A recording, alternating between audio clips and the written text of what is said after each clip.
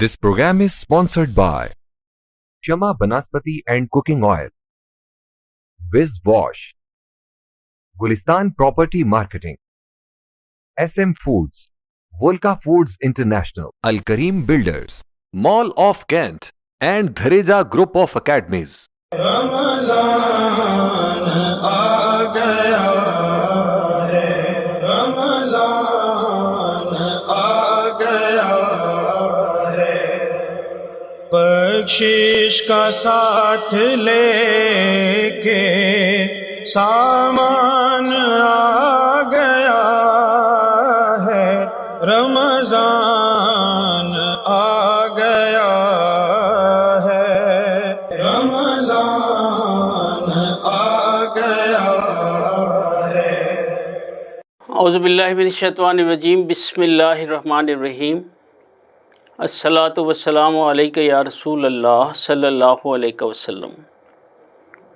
ناظرین، ماہ سیام مخصوص کی خصوصی رمضان ٹرانسمیشن اور پروگرام رمضان ذیشان کے ساتھ میں ہوں میزبان راجہ کوثر سعیدی۔ نصاب عشق و وفا سیدہ خدیجہ ہیں، نصاب عشق و وفا سیدہ خدیجہ ہیں، اور چراغ راہ بقا سیدہ خدیجہ ہیں، اور وقار شرم و حیا سیدہ خدیجہ ہیں، شعور صدق و صفا سیدہ خدیجہ ہیں۔ ناظرین، آج ام المومنین ملکہ کونین حضرت سیدہ خدیجۃ الکبریٰ رضی اللہ تعالی عنہا کہ یوم وصال کے حوالے سے رمضان ذیشان کا خصوصی پروگرام حسب سابق آج بھی پروگرام کے دو حصے ہیں۔ پہلے حصے میں تلاوت و نعت اور دوسرے حصے میں معروف عالمی شہرت یافتہ اسلامی فقہ کے حوالے سے جانی پہچانی شخصیت جناب ڈاکٹر محمد حسین آزاد اور جناب مفتی محمد عمر فاروق ہمارے دوسرے حصے میں ہمارے ساتھ شریک گفتگو ہوں گے۔ سو میں پہلے حصے میں شامل دونوں شرکاء کا تعارف کرائے دیتا ہوں۔ میری مراد عزیزم حافظ و قاری ثناء اللہ ہمارے ساتھ اسٹوڈیو میں موجود ہیں، میں انہیں خوش آمدید کہتا ہوں۔ حافظ صاحب آپ کو خوش آمدید کہتے ہیں کہ آپ ہمارے پروگرام میں تشریف لائے۔ اور اسی طرح شاگرد رشید معروف شناخواں عزیزم حضرت اللہ خان بھی ہمارے ساتھ موجود ہیں۔ حضرت اللہ آپ کو بھی ایک بار پھر خوش آمدید کہتے ہیں کہ ہمارے پروگرام میں تشریف لائے۔ تو حافظ قاری ثناء اللہ سے گزارش کروں گا کہ تلاوت کلام پاک سے پروگرام کا آغاز کریں گے۔ اعوذ باللہ من الشیطان الرجیم،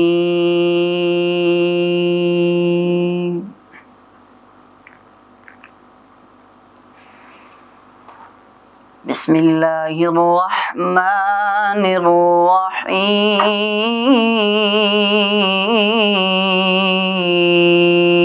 الرحیم۔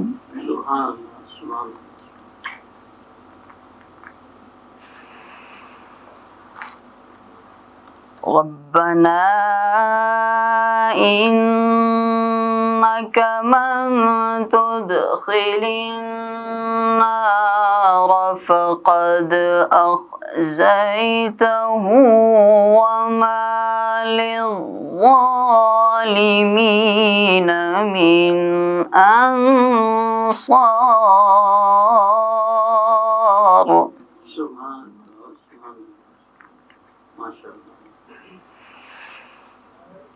ربنا إننا سمعنا مناديا ينادي للإيمان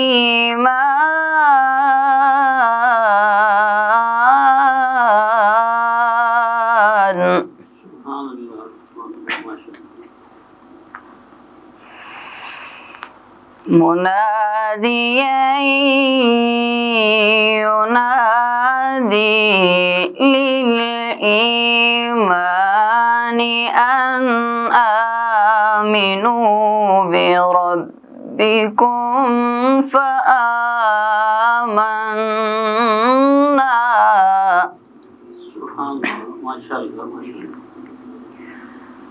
للإيمان أن آمنوا بربكم فآمنا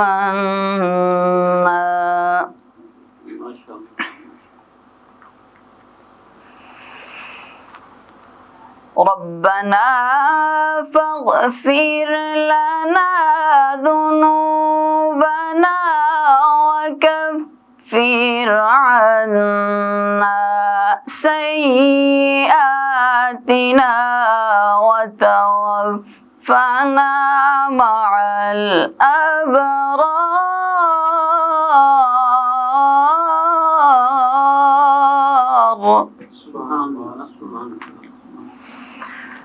ربنا وآتنا ما وعدتنا على رسلك ولا تخزنا يوم القيامة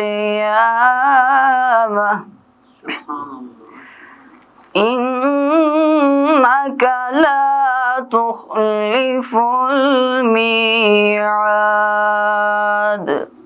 صدق الله مولانا العظيم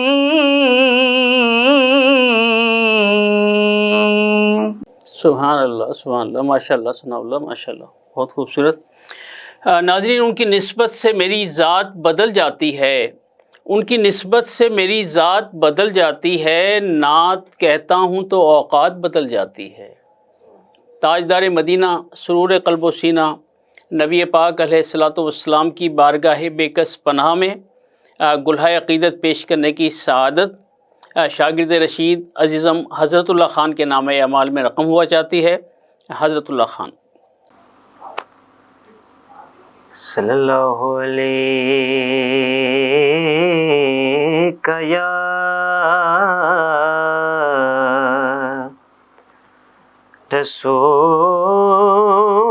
رسول اللہ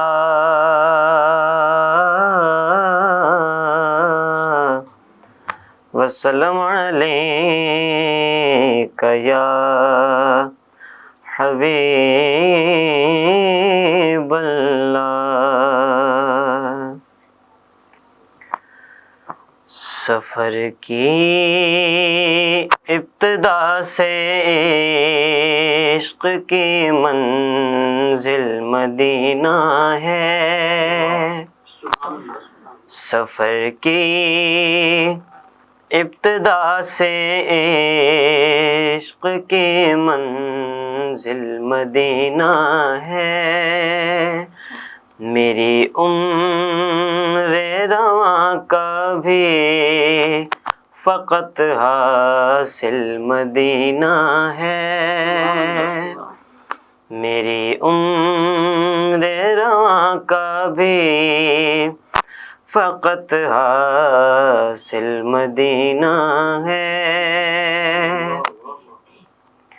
بھلا یہ گردش دوران اثر انداز ہو کیسے، بھلا یہ گردش دوران اثر انداز ہو کیسے، میرا ماضی میرا یہ حال و مستقبل مدینہ ہے، میرا ماضی میرا یہ حال و مستقبل مدینہ ہے، میری عمر رواں کا بھی فقط حاصل مدینہ ہے۔ اور جہاں سے منزل مقصود تک ہوگی رسائی، پھر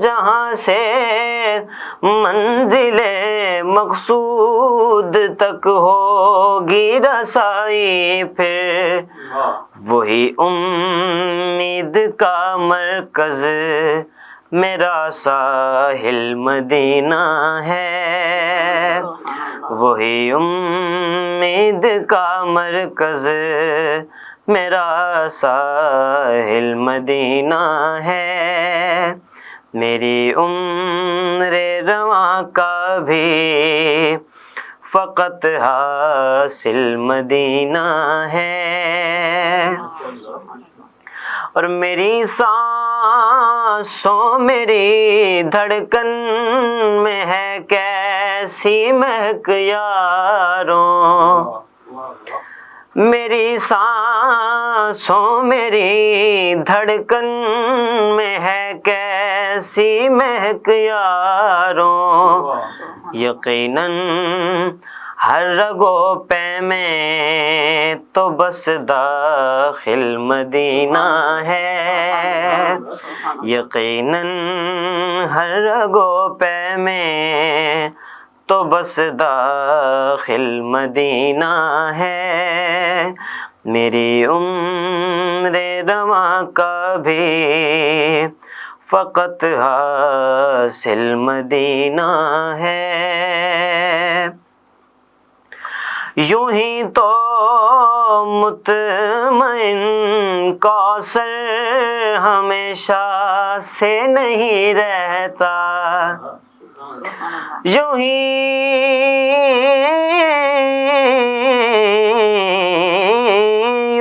تو مطمئن کوثر ہمیشہ سے نہیں رہتا، خمیرے ذات میں تو بالیقین شامل مدینہ ہے، خمیرے ذات میں تو بالیقین شامل مدینہ ہے، سفر کی ابتدا سے عشق کی منزل مدینہ ہے، میری عمر رواں کا بھی فقط حاصل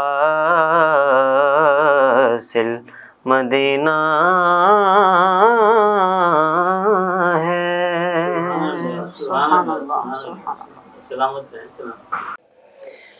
ناظرین، ایک وقفے کا وقت ہوا چاہتا ہے۔ عزیزم حافظ ثناء اللہ، آپ کا شکریہ، آپ تشریف لائے۔ عزیزم حضرت اللہ خان، آپ نے ماشاءاللہ میری نعت پڑھنے کا اعزاز حاصل کیا، آپ دونوں حضرات کا شکریہ، اللہ تعالیٰ مزید ترقیاں، برکتیں، رحمتیں اور راحتیں عطا فرمائے۔ ناظرین، وقفے کے بعد انشاءاللہ پروفیسر ڈاکٹر محمد حسین آزاد اور مفتی محمد عمر فاروق صاحب ہمارے ساتھ ہوں گے، سو ملتے ہیں ایک بریک کے بعد۔ رمضان آ گیا ہے، رمضان آ گیا ہے، بخشش کا ساتھ لے کے سامان آ گیا ہے، رمضان آ گیا ہے، رمضان آ گیا ہے۔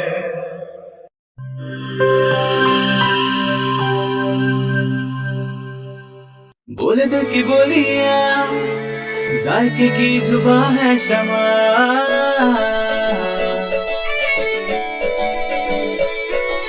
بولے بولے بولے بولے دل بولے، کوئی ڈش آئی لو یو کہے،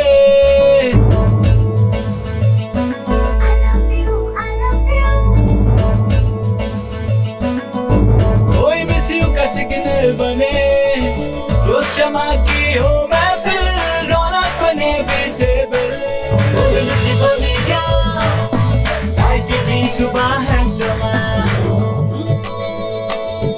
ابھی ممی کا ہے یہ دعا،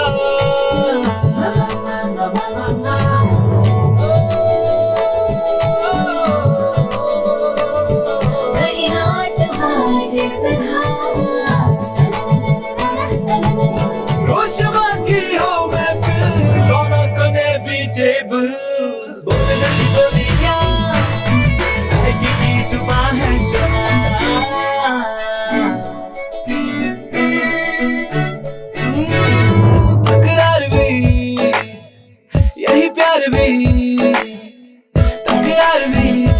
प्यार भी यही जीत भी यही हार भी, तकरार भी यही प्यार भी यही जीत भी यही हार भी, रोज शमा की हो महफिल रौनक है फिर जेब, बोली दिल की बोलियां साकी की जुबान है शमा,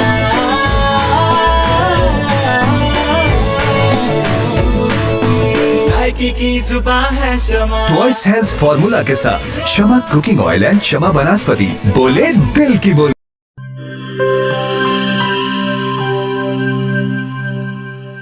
हर एक शय को साफ रखना, अंदर बाहर हर एक कोना साफ रखना, हाथों को पास ना आए कभी कोरोना।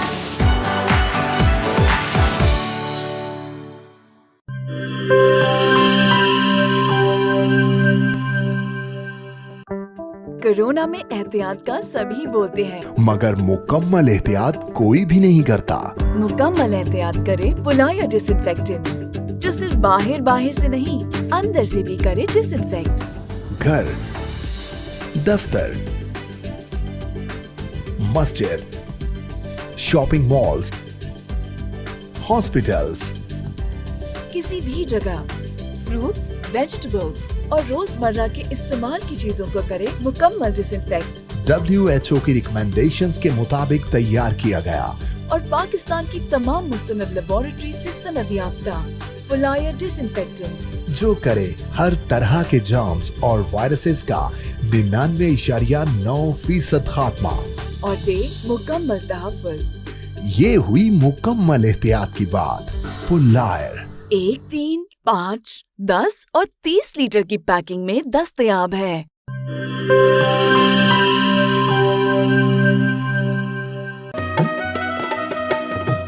ठीक है, पैसे तेरी मर्जी दे, लेकिन मेरे को वॉशरूम, टॉयलेट ते फर्श शीशे वाली कार लिश्क दा चाहिए। बीबी फिक्र ही ना करो, मैं तो इवें विज करे सा, वॉशरूम इवें जगमग जगमग होसी। मासी विज मुंह नाल नहीं करना, इंदे नाल करने। विज आया दाग ते जरासीम दा सफाया, सेहत सफाई ते पाकीज़गी गिन के आया, क्यों जो सफाई निस्फ ईमान है। वल लिटे मेरा ते विज दा कमाल, जनूबी पंजाब दा पहला ब्रांड, इंटरनेशनल मियार, जिंदगी खुशगवार। वो भी क्यों ना सराइकी जो किया। Vij wash, house of cleaning products.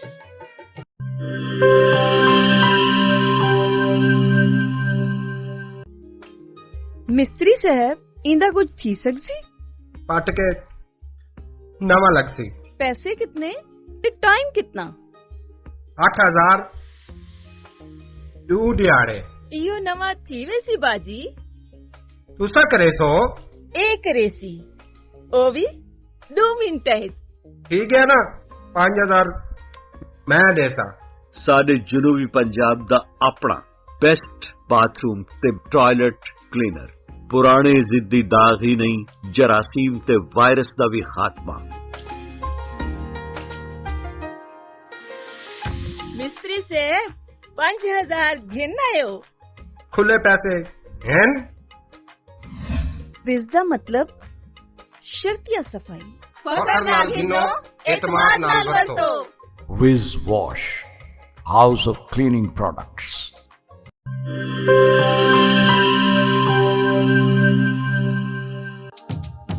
किहड़े दाग ते किहड़े धब्बे, विज़ दे अग्गू भी कोई टिक दे। फर्श ते देखो चमचम चमके, टॉयलेट भी लिशकारे मारे। पहला ब्रांड सादा अपना ते दूजा माल असा नहीं घिनना। विज़दा ए पैगाम है बेली, तंदुरुस्ती इनाम है बेली।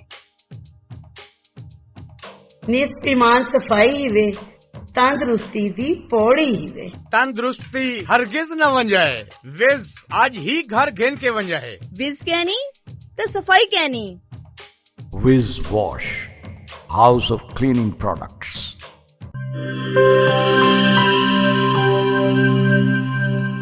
रमजान आ गया है, رمضان آ گیا ہے، بخشش کا ساتھ لے کے سامان آ گیا ہے، رمضان آ گیا ہے، رمضان آ گیا ہے۔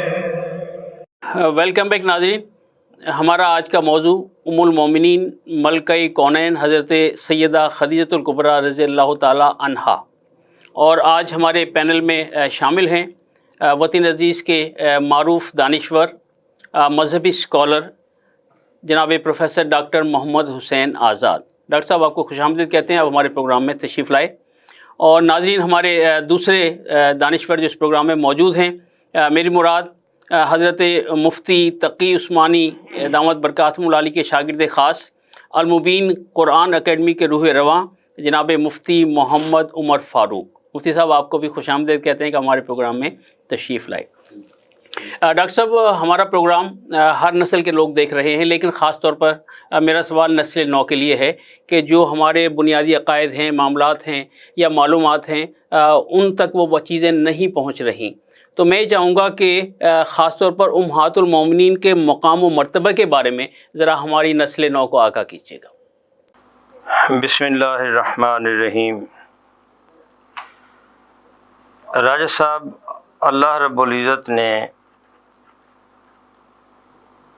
اپنے حبیب حضرت محمد صلی اللہ علیہ وسلم کی ازواج مطہرات کو یہ مقام و مرتبہ عطا فرمایا کہ آپ کی جتنی بیویاں ہیں وہ مومنین کی مائیں ہیں، سبحان اللہ، سبحان اللہ۔ اور یہ اہل بیت میں بھی شامل ہیں۔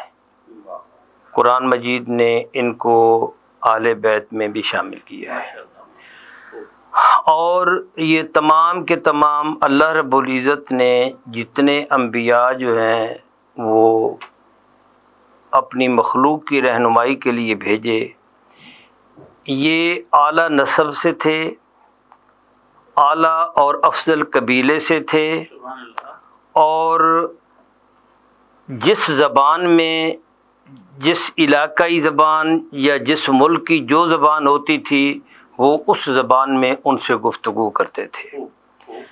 اگرچہ پہلی زبان جو ہے وہ جیسے احادیث میں ہم پڑھتے ہیں کہ جنتیوں کی زبان جو ہے یہ عربی ہے، اور حضرت آدم علیہ السلام جو ہیں یہ بھی جنت میں عربی ہی بولا کرتے تھے، لیکن جب باہر آتے ہیں، جب زمین میں اترتے ہیں تو کہا جاتا ہے الابریز والے کا، صاحب ابریز کا یہ موقف ہے کہ انہوں نے سریانی زبان میں تبلیغ کی تھی، اور اسی طریقے حضرت ابراہیم علیہ السلام ہیں، عبرانی زبان، سریانی زبان، پھر عربی زبان، یہ انبیاء کا سلسلہ چلتا رہا ہے۔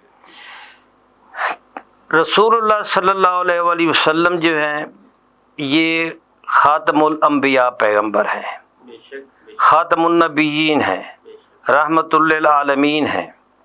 رسول اللہ صلی اللہ علیہ وسلم خود فرماتے ہیں کہ اللہ رب العزت نے زمین کو 2 حصوں میں تقسیم کیا تو اس کے بہترین حصے میں مجھے رکھا، اور وہ بہترین حصہ جو ہے یہ حرمین شریفین کا ہے، یہ مکہ شریف کا ہے۔ مسعودی نے ایک بڑی خوبصورت بات لکھی ہے، وہ کہتے ہیں کہ عربوں کی 25 نسلیں ہو گزری ہیں، عربوں کی 25 نسلیں تھیں قریش کی، اب ان کے قریش میں سے جو برتر قبیلہ تھا وہ ہاشمی قبیلہ تھا۔ رسول اللہ صلی اللہ علیہ وآلہ وسلم کی حدیث یہی آتی ہے کہ اللہ رب العزت نے ابراہیم علیہ السلام کے بیٹے اسماعیل میں، اور پھر آگے یہ نسل چلتی ہے تو کنانہ میں، اور کنانہ سے آگے چلتی چلتی یہ سیدنا ہاشم تک آ جاتی ہے، اور یہ چونکہ اس عہد میں اعلیٰ اور افضل قبیلہ تھا، اور رسول اللہ صلی اللہ علیہ وسلم فرماتے ہیں کہ اللہ رب العزت نے مجھے بنو ہاشم میں رکھا۔ اب مسئلہ یہ ہے کہ اسی طریقے رسول اللہ صلی اللہ علیہ وآلہ وسلم نے فرمایا کہ اللہ رب العزت نے جتنی اقوام بنائیں ان میں عرب قوم کو افضل اور اعلیٰ بنایا، اور عرب قوم میں بنو ہاشم کو فضیلت دی، اور بنو ہاشم میں مجھے اللہ رب العزت نے رکھا۔ اب مسئلہ یہ ہے، اب آپ کا سوال یہ ہے کہ امہات المومنین، آج ہمارا جو ٹاپک ہے وہ ہے سیدہ خدیجۃ الکبریٰ رضی اللہ تعالی عنہا کے بارے میں، اور وہ اولین ہیں، اولین مسلم بھی ہیں، اسلام لانے والی بھی ہیں، اور رسول اللہ صلی اللہ علیہ وآلہ وسلم کی اولین زوجہ بھی ہیں، اور ان کی حیات میں، ان کے ہین حیات آپ نے دوسرا نکاح بھی نہیں کیا، اور نکاح بھی آپ کا ان کے ساتھ اس وقت ہوتا ہے جب آپ کی عمر جو ہے وہ 25 برس ہوتی ہے، اور سیدہ خدیجۃ الکبریٰ کی 40 برس ہوتی ہے۔ تو رسول اللہ صلی اللہ علیہ وآلہ وسلم کی پہلی زوجہ جو ہیں ان کو عرب میں یہ مقام حاصل تھا کہ اہل قریش، اہل مکہ جو ہیں، قریش کے رؤوسا جو ہیں، قریش کے سردار جو ہیں، وہ سیدہ قریش آپ کو کہا کرتے تھے، ملکۃ العرب آپ کو کہا کرتے تھے، ملکہ تجارت آپ کو کہا کرتے تھے، آپ کو طاہرہ کہا کرتے تھے، اس لیے کہ آپ کی پاک دامنی جو ہے، آپ کی سیادت، آپ کی نجابت، آپ کا شرف و مجد جو ہے، یہ پورے عرب میں جو ہے وہ شہرت رکھتا تھا۔ اب یہ آپ کا خاندان جو ہے یہ اسد، بنو اسد کا خاندان ہے۔ آپ کا خاندان جو ہے یہ 5ویں پشت میں جا کر قصی بن کلاب سے مل جاتا ہے، 5ویں پشت میں جا کر رسول اللہ صلی اللہ علیہ وآلہ وسلم کا نسب اور آپ کا نسب جو ہے وہ ایک ہو جاتا ہے۔ اب دیکھیں آپ کی جو اولین زوجہ ہے، اولین بیوی جو ہے ہماری، یعنی امہات المومنین میں ہماری ماں جو ہیں سیدہ خدیجۃ الکبریٰ جو ہیں، ان کا نسب اعلیٰ تھا، اور ان کو حدیث میں آتا ہے کہ ان کو اعلیٰ یعنی اوسط کا لفظ جو ہے یہ اعلیٰ اور افضل اور برتر کے لیے استعمال ہوتا تھا، اور یہ شرف و مجد کے اعتبار سے یہ اعلیٰ تھی۔ اب 4 اشخاص کا نام آتا ہے جو صحابی بھی تھے، 4 اشخاص جو ہیں ان کا نام جو آتا ہے جنہوں نے جاہلیت کے دور میں بھی کبھی شرک نہیں کیا، ان میں آپ کے چچیرے بھائی، آپ کے خاندان کے چچا زاد بھائی ورقہ بن نوفل کا بھی آتا ہے۔ ورقہ بن نوفل نے ہمیشہ شرک سے اجتناب کیا اور بیزاری کا اظہار کیا، یہاں تک کہ بعثت سے پہلے رسول اللہ صلی اللہ علیہ وآلہ وسلم سے پہلے اگرچہ ان کی وفات ہو گئی، لیکن جب وفات ہوئی ہے تو اس سے پہلے وہ دین حنیف پر تھے، پھر انہوں نے عیسائیت اختیار کر لی کچھ عرصہ پہلے، لیکن جب رسول اللہ صلی اللہ علیہ وآلہ وسلم پر پہلی وحی نازل ہوتی ہے، اقرأ بسم ربک الذی خلق، جب پہلی وحی نازل ہوتی ہے اور سیدہ خدیجۃ الکبریٰ رضی اللہ تعالی عنہا جو ہیں وہ آپ کو لے کر جاتی ہیں ورقہ بن نوفل کے پاس، تو وہ رسول اللہ صلی اللہ علیہ وآلہ وسلم کا وہ برملا اظہار کرتے ہیں کہ آپ اللہ کے نبی ہیں، اللہ تعالیٰ مجھے اس وقت تک کاش زندہ رکھے جب لوگ اہل مکہ جو ہیں آپ کو تکلیف دیں گے، آپ کو ایذا دیں گے، کاش کہ میں اس وقت زندہ رہوں اور میں آپ کی مدد کر سکوں۔ تو رسول اللہ صلی اللہ علیہ وآلہ وسلم، ترمذی شریف میں یہ حدیث موجود ہے کہ رسول اللہ صلی اللہ علیہ وسلم فرماتے ہیں کہ میں نے جنت میں ورقہ بن نوفل کو دیکھا۔ اس کا مطلب یہ ہوا کہ وہ اللہ رب العزت نے ان کو اسلام سے مشرب اسلام کر دیا تھا۔ تو یہ ہے آپ کا ایک ابتدائی، اس میں پھر دیکھیں گے کہ آپ کا یہ جو نکاح جو ہے یہ کیسے ہوتا ہے، کون نکاح پڑھاتا ہے، پھر اس کو اگلے سوال میں لے آتے ہیں۔ مفتی صاحب، آپ سے میرا سوال یہ ہے کہ نبی پاک علیہ الصلوۃ والسلام اور حضرت خدیجۃ الکبریٰ کی جو ازواجی زندگی ہے، ذرا اس کے بارے میں ہمارے ناظرین کو آگاہ کیجیے گا۔ بسم اللہ الرحمن الرحیم۔ راجہ صاحب آپ نے بہت ہی اہم سوال کیا کہ رسول کریم صلی اللہ تعالی علیہ وسلم اور خاتون اول امہات المؤمنین میں سب سے پہلی امت کی ماں سیدہ طاہرہ صدیقہ حضرت خدیجۃ الکبریٰ رضی اللہ تعالی عنہا کا رسول کریم صلی اللہ تعالی علیہ وسلم کے ساتھ جو ازدواجی تعلق تھا اور آپ علیہ الصلوۃ والسلام کی زندگی میں ان کا ایک نمایاں کردار تھا، اس حوالے سے عرض یہ ہے کہ جس وقت رسول کریم صلی اللہ تعالی علیہ وسلم پر سب سے پہلی وحی نازل ہوئی تو آپ صلی اللہ تعالی علیہ وسلم گھبرا گئے تھے۔ آپ صلی اللہ تعالی علیہ وسلم گھر تشریف لائے تو حضرت خدیجہ رضی اللہ تعالی عنہا سے آپ علیہ الصلوۃ والسلام نے اس حقیقت کا اظہار فرمایا۔ تو حضرت خدیجہ رضی اللہ تعالی عنہا نے اس موقع پر جو ایک عظیم بیوی اور خاتون ہونے کا کردار ادا کیا، تاریخ میں اس کی مثال نہیں ملتی۔ سبحان اللہ۔ ایک عورت ہونے کے ناطے سیدہ طاہرہ صدیقہ حضرت خدیجۃ الکبریٰ رضی اللہ تعالی عنہا نے رسول کریم صلی اللہ تعالی علیہ وسلم کو جو تسلی کے کلمات کہے وہ آب زر سے لکھنے کے قابل ہیں۔ چنانچہ انہوں نے فرمایا کلا واللہ لا یخزیک اللہ، کہنے لگے خدا کی قسم اللہ آپ کو رسوا نہیں فرمائیں گے۔ کیوں؟ وجہ یہ ہے کہ آپ نبوت سے پہلے ایک ایسی مبارک زندگی گزار رہے تھے، انسانیت کے لیے آپ ایسے مفید انسان تھے جس کی مثال نہیں ملتی۔ چنانچہ آپ صلی اللہ تعالی علیہ وسلم کی چند صفات، آپ کی چند خصوصیات کا انہوں نے اظہار کیا اور فرمانے لگیں انک لتصل الرحم، آپ تو صلہ رحمی کرنے والے ہیں۔ صلہ رحمی کرنے والا انسان کبھی ناکام نہیں ہوتا۔ وتحمل الکل، آپ تو ایک ناتواں انسان کا بوجھ اٹھانے والے ہیں۔ وتکسب المعدوم، اور بے کس بے سہارا لوگوں کو کما کر دینے والے ہیں۔ وتقری الضیف، آپ تو مہمان نواز ہیں۔ مہمان نوازی ایک عظیم وصف ہے۔ اور وتعین علی نوائب الحق، آپ تو لوگوں کے مصائب میں ان کی معاونت اور مدد کرنے والے ہیں۔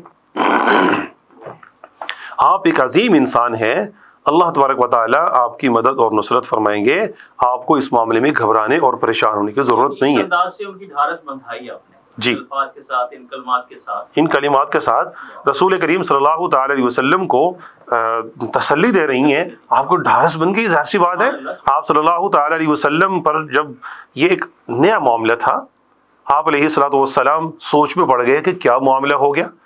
تو حضرت خدیجہ رضی اللہ تعالی عنہ کو اللہ پاک نے ہمت حوصلہ دیا اور انہوں نے رسول کریم صلی اللہ تعالی علیہ وسلم کو اس انداز سے تسلی دی کہ آپ صلی اللہ تعالی علیہ وسلم کو بھی اس سے اطمینان ہو گیا۔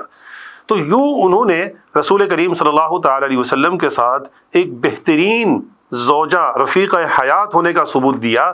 اور آج بھی خاتون خانہ اگر شوہر کا ساتھ دے تو شوہر باکمال بن سکتا ہے۔ یہ جو ہمارے ہاں مشہور ہے کہ ہر کامیاب انسان کے پیچھے ایک خاتون کا ایک کردار ہوتا ہے، یقیناً ایسا ہی ہے، اس میں کوئی شک کی بات نہیں ہے۔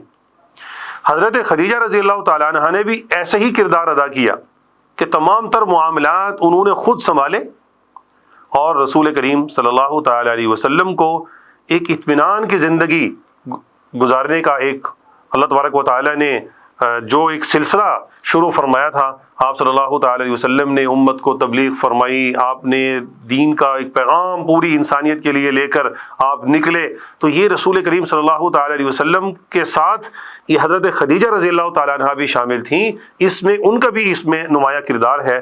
آپ صلی اللہ تعالی علیہ وسلم نے جب حضرت خدیجہ رضی اللہ تعالیٰ عنہ سے، جیسے ڈاکٹر صاحب فرما رہے تھے، تاریخ میں بھی ایسا ہی ہے کہ نکاح فرمایا تھا تو آپ کی عمر 25 سال تھی، تو حضرت خدیجہ رضی اللہ تعالیٰ عنہ نے آپ صلی اللہ تعالی علیہ وسلم کو ان 15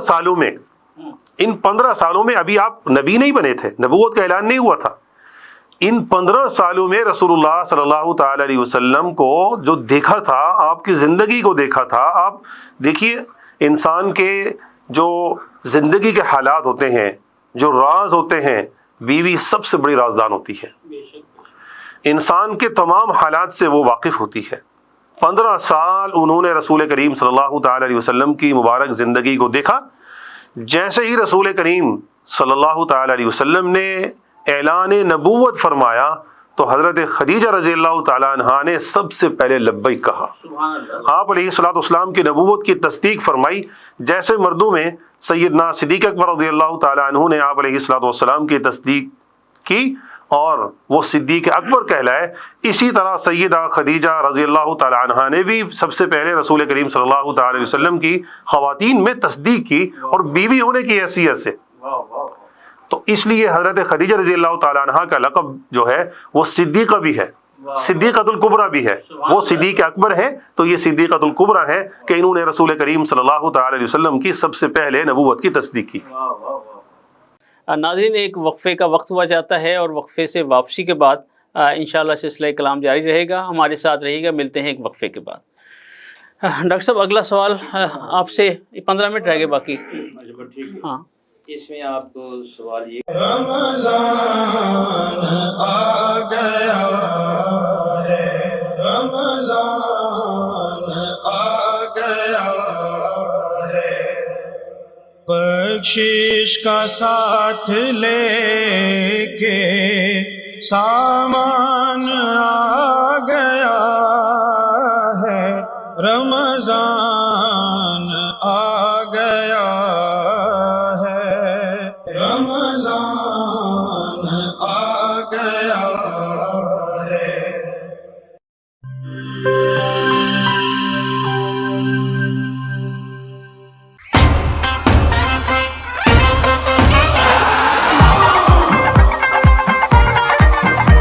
ساری دنیا بھاگے بھاگے بھاگے بوم بوم، ساری دنیا نچے نچے نچے بوم بوم۔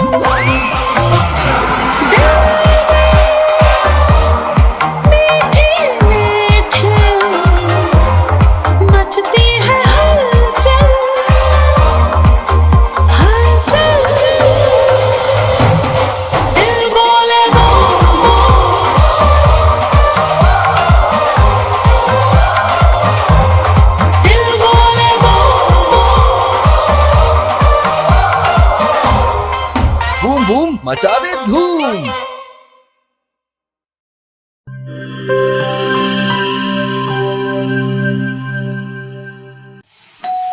ہو مہمانوں کی آمد ہے، پھر آئی شامت ہے، کچھ نیا پکاؤ نیا کھلاؤ، کھانے پہ امپریشن ذرا ڈٹ کے جماؤ، امپریشن جمے گا اور جم کے جمے گا۔ چپس پاستا بناؤ اور سب کو کھلاؤ، چپس پاستا اب بناتے ہی جاؤ۔ گفٹس پاستا اور گفٹس ریسیپی مکس سے ڈالیں اپنے کھانوں میں جان۔ آپ ٹائم دیں مہمانوں کو، ہم بنائیں آپ کے کھانوں کو۔ Gifts pasta, gifts pasta.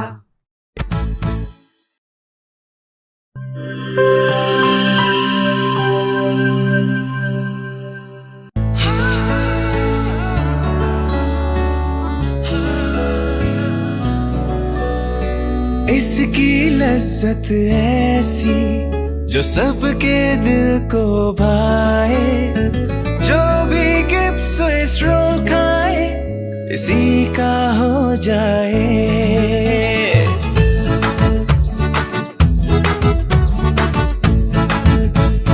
اپنا بنانا ہو، کسی کو منانا ہو، دل میں بسانا ہو، ذائقہ اس کا چھائے، کھا کے مسکرائے، جو بھی گپس اس رول کھائے اسی کا ہو جائے۔ جب دودھ اور انڈے میں ملے اسٹرابری، ونیلا اور بنانا کا فلیور تو بنتا ہے مزیدار گپس سوئس رول، جس کی مٹھاس دلوں کو ملا دے۔ گپس سوئس رول، جو بھی کھائے اسی کا ہو جائے۔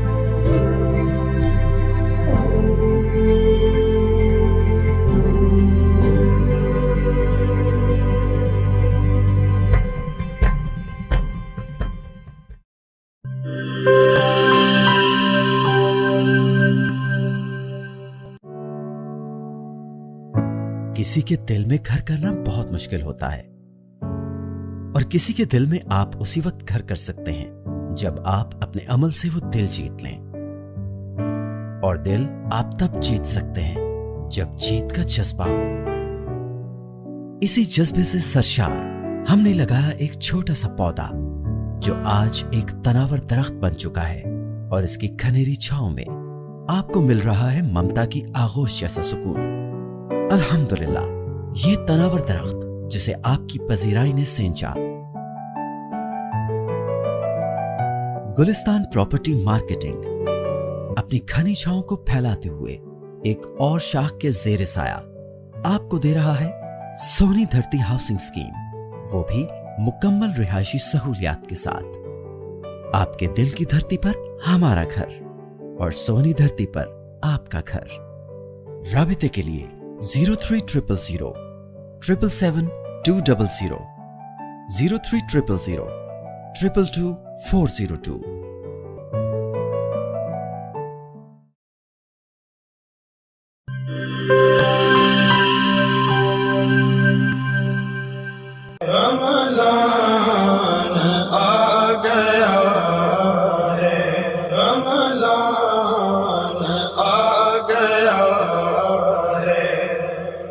بخشش کا ساتھ لے کے سامان آ گیا ہے، رمضان آ گیا ہے، رمضان آ گیا ہے۔ ویلکم بیک ناظرین، جناب ڈاکٹر محمد حسین آزاد صاحب سے میرا سوال یہ ہے کہ حضرت خدیجہ الکبریٰ رضی اللہ تعالی عنہا اور نبی پاک علیہ الصلوۃ والسلام کا جو نکاح ہے اس کا سبب کیا تھا، اور آج کی خواتین کے حوالے سے کہ حضرت خدیجہ الکبریٰ کا جو اسوہ حسنہ ہے وہ ہماری خواتین کے لیے کس طرح رہنما بن سکتا ہے؟ ڈاکٹر صاحب جی۔ راجہ صاحب دیکھیں کہ سیدہ خدیجہ الکبریٰ رضی اللہ تعالی عنہا کا جو اسوہ ہے، جو آپ کی سیرت ہے، جو آپ کا کردار ہے، جو آپ کے معاملات ہیں، وہ تو پورے عرب میں زبان زد خاص و عام تھے، جس کی وجہ سے آپ سیدہ قریش بھی کہلاتی تھیں، طیبہ طاہرہ بھی کہلاتی تھیں، پاک دامنی کی کوئی مثال ہی نہیں تھی۔ دوسری جو اہم بات ہے، یہ آپ کا جو خاندان جو ہے یہ تجارت میں بڑی اہمیت رکھتا تھا، اور ابن سعد نے بعض باتیں کمال کی لکھی ہیں کہ وہ کہتے ہیں کہ سیدہ خدیجہ الکبریٰ کا جب مال تجارت قافلے کی صورت میں جاتا تھا تو رواج یہ تھا کہ پورا مکہ جو ہے، قریش کے بڑے بڑے سردار جو ہیں وہ بھی اپنا سامان جو ہے وہ شامل کرتے تھے، تو پورے قریش مکہ کے مال کو اکٹھا کر لیا جائے تو اکیلے مال تجارت جو ہے سیدہ خدیجہ الکبریٰ کے برابر ان کا نہیں ہوتا تھا۔ اور دوسری بات، اتنی بڑی مالدار خاتون تھیں۔ دوسری بات یہ ہے، اور پھر یہ ہے کہ دیانتداری اور حسن معاملات میں آپ کا بڑا شہرہ تھا۔ تو دوسری اہم بات یہ ہے کہ یعنی ایک ابن اسحاق وہ لکھتے ہیں کہ سیدہ خدیجہ الکبریٰ کے پاس 80,000 اونٹ تھے، 80,000، اور 400 کنیزیں تھیں۔ آپ خود اندازہ لگا سکتے ہیں کہ وہ کس قسم کی شہرت کی حامل تھیں۔ ایک تو پاک دامنی ہے، دوسرا آپ کا مال ہے۔ اب بعض لوگوں نے کہا، بعض مورخین نے یہ لکھ دیا کہ سیدہ خدیجہ الکبریٰ کے مال نے جو ہے آپ کی نبوت کی تحریک میں بڑا کردار ادا کیا۔ دیکھیں بات یہ ہے کہ یہ بعض ناقدین جو ہیں، یا ان میں زیادہ حضرات جو ہیں یہ اورینٹیلسٹ ہیں، جو مغربی یہ مستشرقین جو ہیں، یہ تنقید کے حوالے سے تنقیص کا پہلو نکالتے ہیں، اور سیدنا ابو طالب کے بارے میں کہتے ہیں کہ یہ جو ہیں جی یہ بہت کسب پرسی کی حالت میں زندگی بسر کر رہے تھے، اور یہ ان کے پاس بیٹے ان کے زیادہ تھے، کھانے کے لیے کچھ نہیں تھا۔ دیکھیں یہ ساری باتیں جو ہیں یہ تاریخ کی مطابقت نہیں رکھتی۔ اس کی وجہ یہ ہے کہ جو اس عہد میں سردار ہوتا تھا، سیدنا ابو طالب جو ہیں اپنے باپ کے بعد سیدنا عبد المطلب کے بعد جو ہے وہ سردار بنے۔ سیدنا عبد المطلب کے باپ جو ہیں ہاشم، سیدنا ہاشم جو ہیں وہ اپنے عہد کے سردار تھے۔ سیدنا ہاشم کے باپ جو ہیں وہ اپنے عہد کے عبد مناف جو ہیں وہ سردار تھے اور قمر البطحاء کہلاتے تھے، اور عبد مناف کے باپ جو ہیں قصی بن کلاب جو ہیں ان جیسا عرب سردار ہی کوئی نہیں ہو گزرا، جنہوں نے منتشر قریش کو اکٹھا کیا اور ان کے لیے زمین کے قطعات جو ہیں، خطے جو ہیں وہ مقرر کیے، ان میں آباد کیا، اور سب سے پہلے یہ وہی قصی ہے سردار جس نے بیت اللہ شریف کے ارد گرد مکانات تعمیر کرنے کا ان کو حکم دیا۔ تو بہرحال میں بات کر رہا تھا سیدنا ابو طالب کی۔ سیدنا ابو طالب، اچھا یہ پورا خاندان جو ہے ان کے معاہدے تھے۔ سیدنا عبد المطلب جو ہیں یہ بھی تجارت کرتے تھے، ان کے معاہدے انہوں نے یمن کے ساتھ بھی معاہدے کر رکھے تھے۔ سیدنا ہاشم کے بھی معاہدے تھے، ایران کے ساتھ بھی معاہدہ کر رکھا تھا، شام کے ساتھ بھی، لإیلاف قریش ایلافہم رحلۃ الشتاء والصیف، یہ سیدنا ہاشم کے ذمن میں نازل ہوئی، اور یہ واحد صورت جو ہے یہ آپ کے اس تجارتی سفر کو ظاہر کرتی ہے کہ سال میں 2 سفر جو رائج کیے وہ سیدنا ہاشم نے کیے۔ اس کا مطلب یہ، کہنے کا مطلب یہ ہے کہ تجارت جو ہے یہ سیدنا ابو طالب کے آباء و اجداد کا پیشہ تھی، اور اس کے ساتھ ہی رسول اللہ صلی اللہ علیہ وآلہ وسلم نے بھی تجارت کو پسند کیا۔ اب جو کہتے ہیں کہ سیدنا ابو طالب کے پاس کچھ نہیں تھا، یہ غلط ہے، کیونکہ سردار وہی بنتا تھا۔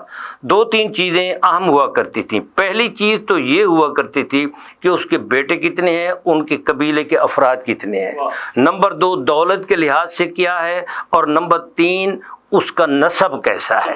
یہ سرداری کی علامات اہم، جس کو یوں سمجھ لو کہ کنڈیشنز تھیں، تو ان تمام کنڈیشنز پر سیدنا ابو طالب جو ہیں یہ پورے اترتے تھے۔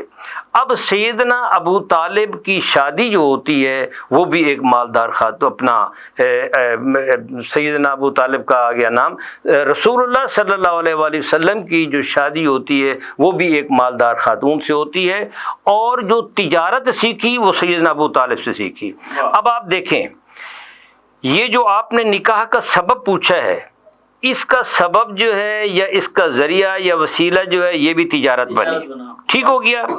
اب رسول اللہ صلی اللہ علیہ وآلہ وسلم سنن ابو داؤد میں ہے، حدیث موجود ہے، اور الاصابہ میں فی تمیز الصحابہ، یہ ابن حجر اسقلانی کی بڑی معروف کتاب ہے۔ ابن حجر اسقلانی نے کیس کا نام، مخزومی کا نام لیا ہے کہ یہ بھی اس میں تجارت میں شریک ہوا کرتے تھے، اور جہاں بیٹھتے تھے رسول اللہ صلی اللہ علیہ وآلہ وسلم کی تجارتی معاملات، حسن معاملات کی بڑی فخری انداز میں تعریف کیا کرتے تھے۔ اب رسول اللہ صلی اللہ علیہ وآلہ وسلم سیدنا ابو طالب کے ساتھ یمن کا سفر بھی کر چکے تھے، اور ایک معروف سفر جو بصرہ کا ہوتا ہے، بصرہ ہے سواد رے چھوٹی یہ کے ساتھ، جیسے موسیٰ لکھتے ہیں، یہ زرقہ کے باٹر کے قریب ہے، اور یہ دمشق سے تقریباً 1.5 گھنٹے کا فاصلہ ہے۔ ہاں میں ہو آیا ہوں وہاں، اور میں ان چیزوں کو دیکھ آیا ہوں جہاں رسول اللہ صلی اللہ علیہ وآلہ وسلم تشریف فرما ہوئے۔ اب پہلا سفر جو ہے یہ بڑا اس میں احادیث میں اور تاریخ میں شہرت رکھتا ہے کہ رسول اللہ صلی اللہ علیہ وآلہ وسلم نے سیدنا ابو طالب کے ساتھ شام کا سفر کیا، اور اس میں درخت کے نیچے بیٹھے، اس میں بادل نے سایہ کیا، اور رہب نے دیکھا، اس بحیرہ رہب کا جو کنیسہ ہے وہ آج بھی موجود ہے، وہ درخت جس کے نیچے رسول اللہ صلی اللہ علیہ وآلہ وسلم تشریف فرما ہوئے وہ درخت بھی موجود ہے۔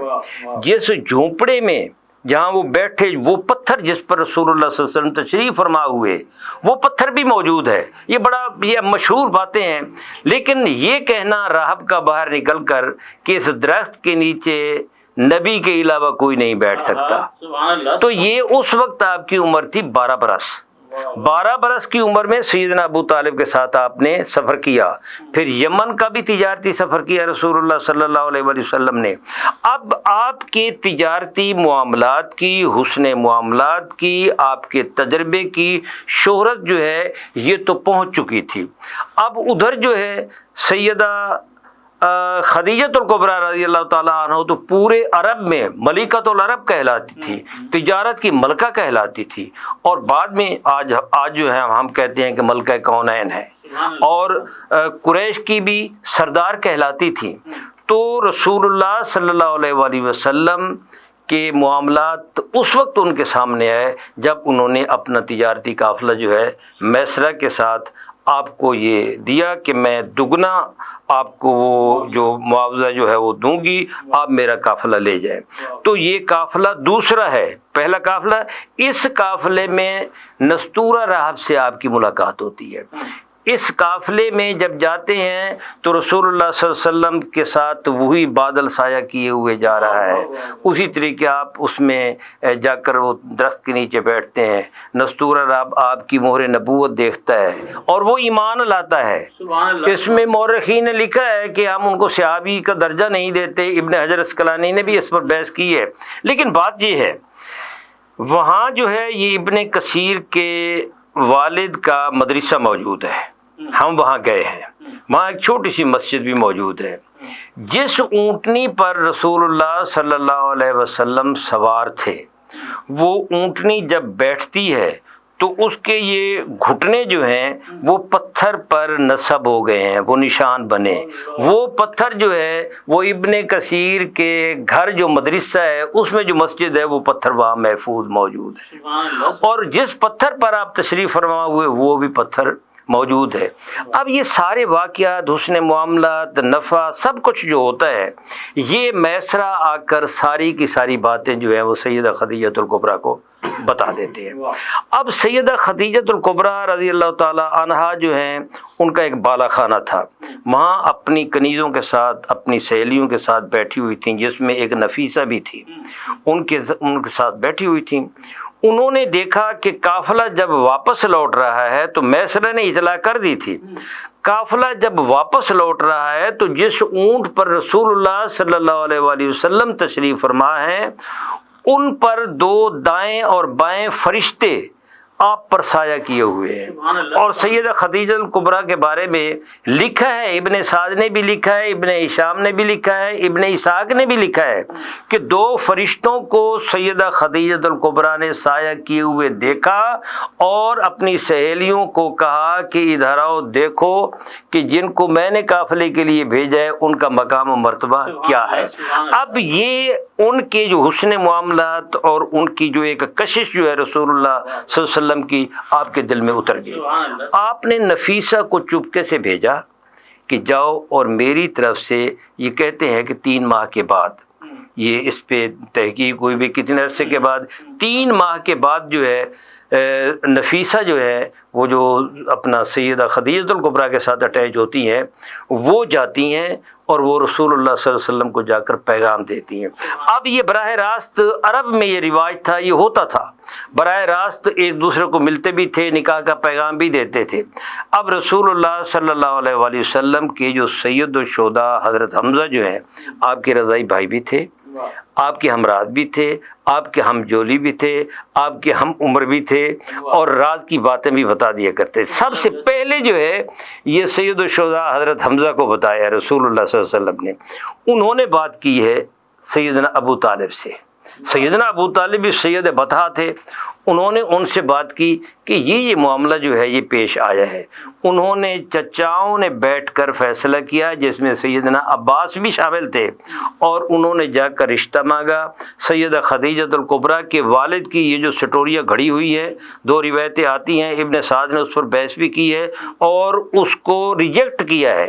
اسی طریقے ابن اسحاق نے بھی کیا ہے، ابن ہشام نے بھی کیا ہے، وہ اور ہے، میں یہاں بات نہیں کرنا چاہتا، لیکن وہ غلط روایات ہیں. سیدہ خدیجہ الکبریٰ کے والد محترم جنگ فجار میں وفات پا گئے تھے. آپ کے والد آپ کے چچا تھے عمر بن سعد اپنا اسد، انہوں نے آپ کا نکاح جو ہے وہ رسول اللہ صلی اللہ علیہ وآلہ وسلم سے پڑھایا، اور سیدنا ابو طالب نے آپ کا نکاح پڑھا اور اپنی طرف سے وہ جو 20 اوقیہ اور اونٹ جو ہیں وہ بھی آپ نے دیے. اور میں چاہوں گا کہ یہ مفتی صاحب یہ عربی میں یہ خطبہ دیا ہوا ہے، یہ ذرا پڑھ کر آپ ان سے ذرا سوال کریں کہ کس انداز سے سید بطحہ نے الحمدللہ الذی جعلنا من ذریۃ ابراہیم، یہ ذرا عربی میں پڑھ کر یہ ناظرین کو سنائیں. ہاں منتقل کر دیا ہے، اور یہ بتائیں کہ سید بطحہ نے جنہوں نے رسول اللہ صلی اللہ علیہ وآلہ وسلم کا نکاح پڑھایا ان کا مقام و مرتبہ کیا ہے، اور اللہ کے ہاں کیا ہے، اور رسول اللہ صلی اللہ علیہ وآلہ وسلم کے ہاں کیا ہے. یہ میں مفتی صاحب پر چھوڑتا ہوں. ماشاء اللہ. ہاں یہ خطبہ آپ ذرا ان کو ناظرین کو بڑا مزہ آئے گا. آپ دیکھیں کہ کس انداز سے سید بطحہ نے آپ کا خطبہ پڑھا، اور حالانکہ اس میں رواج یہ ہوتا تھا کہ نسب جو ہے، قبیلہ جو ہے، ان کا جو احترام ہوتا تھا، ان کی فضیلت جو ہوتی تھی اور جو خوبیاں ہوتی تھیں اس میں یعنی بیٹے والوں کے گھر وہ اپنے بیٹے کی خوبیاں بیان کرتے تھے، اور لڑکی والے جو ہے وہ اپنے، لیکن آغاز جو ہوا ہے، اچھا مزے کی بات یہ خطبہ جو ہے یہ سب نے، ابن خلدون نے، ابن اسیر نے، تمام مورخین نے اس خطبے پہ جو ہے وہ اتفاق کیا ہے، اور اپنے کمنٹس بھی دیے ہیں. تو میں چاہوں گا کہ مفتی صاحب ذرا پڑھ کر ماشاءاللہ یہ پڑھ کر سنائیں. اور یہ بھی دیکھیں کہ سید بطحہ نے خطبہ کیسے پڑھا، اور اس میں پھر محدثین نے، اس میں مورخین نے، اس میں جو علماء امت ہیں انہوں نے نکات کیسے کیسے مستنبط کیے ہیں، استنباط کیسے کیے ہیں. پہلے بھی تھا. ہاں خطبہ تو ہوتا تھا، یہ آپ کے سامنے ہے. دور جاہلیت میں بھی خطبہ. دور جاہلیت کے نکاح جو ہیں ان نکاحوں میں سے ایک نکاح یہ ہے جس کو اسلام نے برقرار رکھا ہے. ٹھیک ہے نا جی. وہاں بھی نکاح کی قسم ہے، وہ ایک الگ ہے، کبھی وہ نکاح پہ کریں گے. ابھی تو یہ سید بطحہ نے جو خطبہ پڑھا ہے نا، یہ مفتی صاحب ذرا. بسم اللہ الرحمن الرحیم. ڈاکٹر صاحب نے ایک مشکل نئی بات کی طرف متوجہ فرمایا. خواجہ ابو طالب رسول کریم صلی اللہ تعالیٰ علیہ وسلم کے سرپرست تھے، آپ کے چچا تھے، اور انہوں نے ہی آپ صلی اللہ تعالیٰ علیہ وسلم کا نکاح پڑھایا. اور اس میں آپ نے جو خطبہ پڑھا، ڈاکٹر صاحب کی فرمائش ہے کہ میں وہ خطبہ، گزارش ہے، میری گزارش ہے آپ پڑھ کر سنائیں. میں اس کو اپنے لیے حکم سمجھتا ہوں. فرمایا کہ یہ خطبہ بھی آپ ناظرین کو پڑھ کر سنائیں.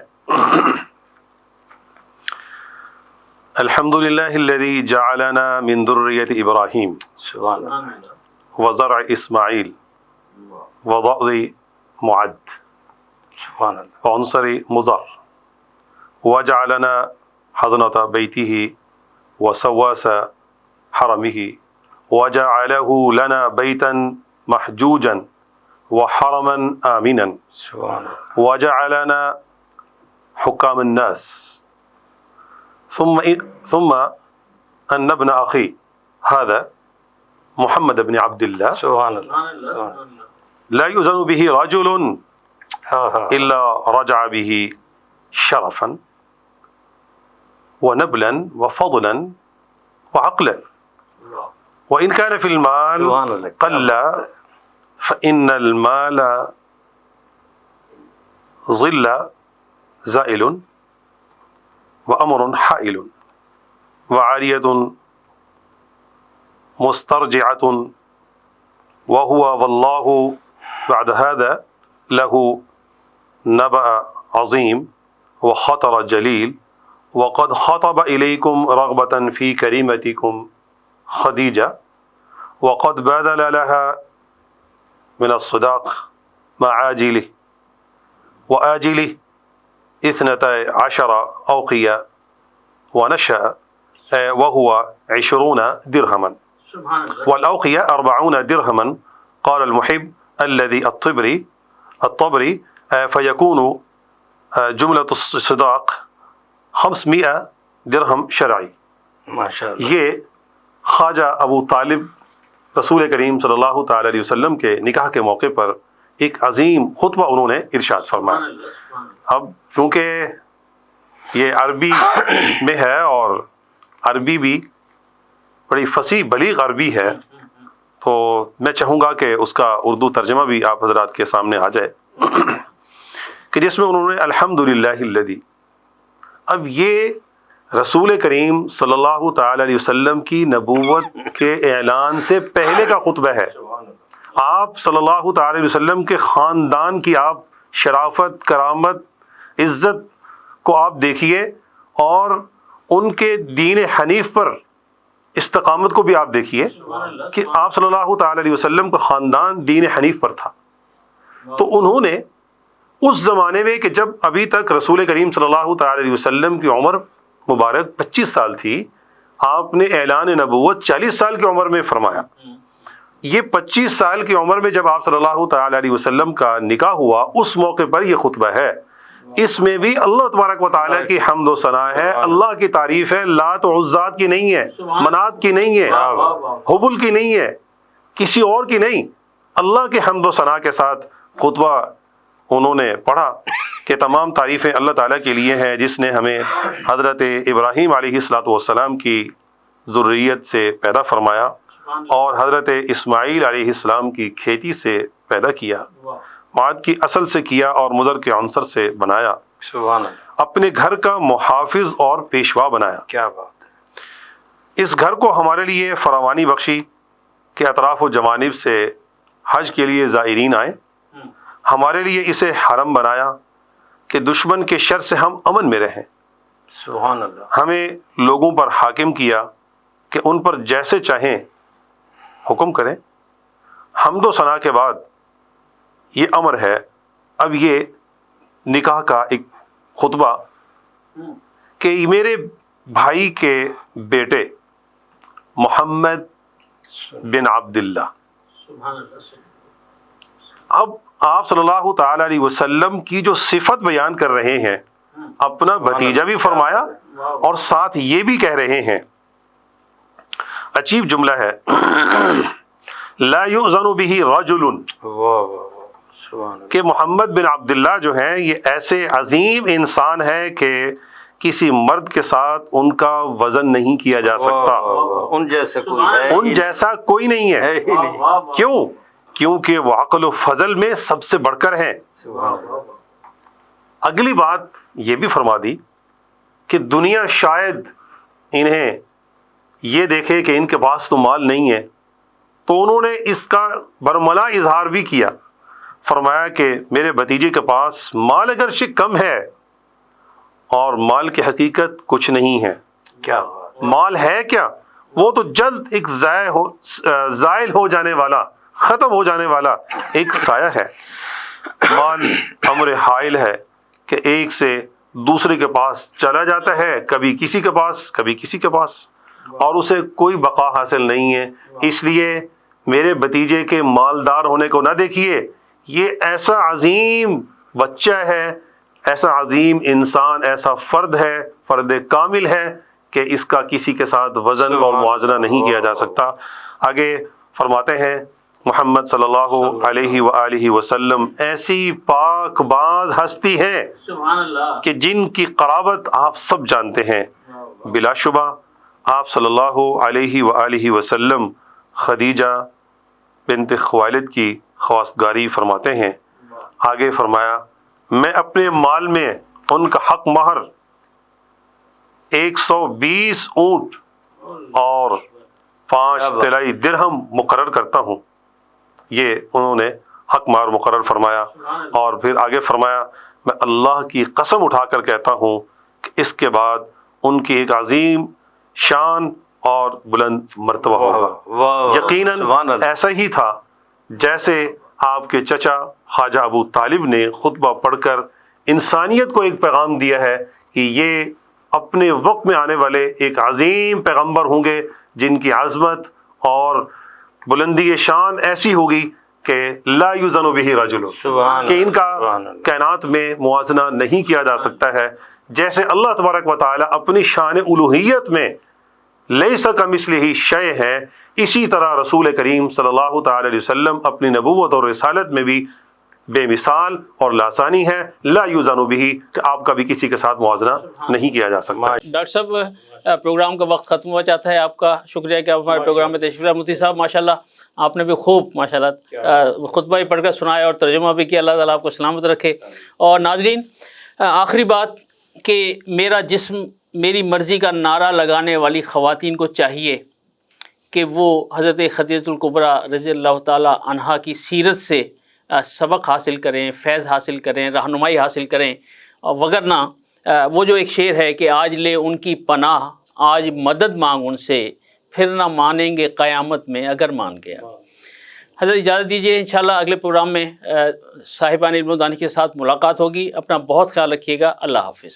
رمضان آ گیا ہے، رمضان آ گیا ہے، بخشش کا ساتھ لے کے سامان آ گیا ہے، رمضان آ گیا ہے، رمضان آ گیا ہے۔ This program is sponsored by Shama Banaspati and Cooking Oil, Viz Wash, Gulistan Property Marketing, SM Foods, Volca Foods International, Al Kareem Builders, Mall of Kent, and Dhareja Group of Academies.